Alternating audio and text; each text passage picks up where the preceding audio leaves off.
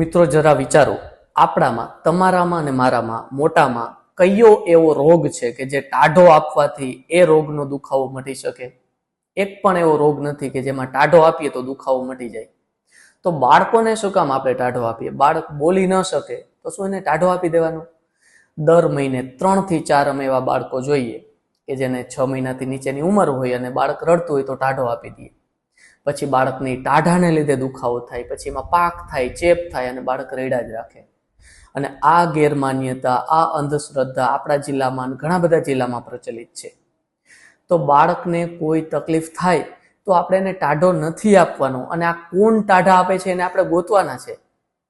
અમે ડોક્ટરો કહીને થાક્યા, પણ માણસો સમજતા જ નથી. તો મારી એવી વિનંતી છે વિડીયોના માધ્યમથી કે આપણો સમાજ થોડો આગળ આવે અને આવા માણસો કે જે ટાઢા આપતા હોય એના ઘરે જઈને કહે કે પ્લીઝ તમે લોકો ટાઢા ના આપો. બાળકને કોઈ મદદ ન કરી શકો તો કંઈ નહીં, પણ ટાઢા શું કામ આપો છો? એને હેરાન શું કામ કરો છો? જો બાળકને તકલીફ હોય તો 1 ડોક્ટરને બતાવો, 2 ને બતાવો, 3 ને બતાવો. જો તમે એને મદદ ન કરી શકો તો કાંઈ વાંધો નહીં, પણ નુકસાન તો ના કરો, એને ટાઢો તો ના અપાવો. તો આજનો વિડીયો એના માટે જ હતો મિત્રો. એવી હું આશા રાખું કે આ વિડીયો શેર કરો, અને જે માણસો ટાઢો અપાવતા હોય એને જઈને કહો કે ભાઈ ટાઢો નથી અપાવવાનો, અને જે માણસો ટાઢો આપતા હોય એને જઈને કહો કે ભાઈ ટાઢો દેવાનું બંધ કરી દે, મદદ ના કરતો કાંઈ વાંધો નહીં, પણ એને નુકસાન ના કરે. આભાર.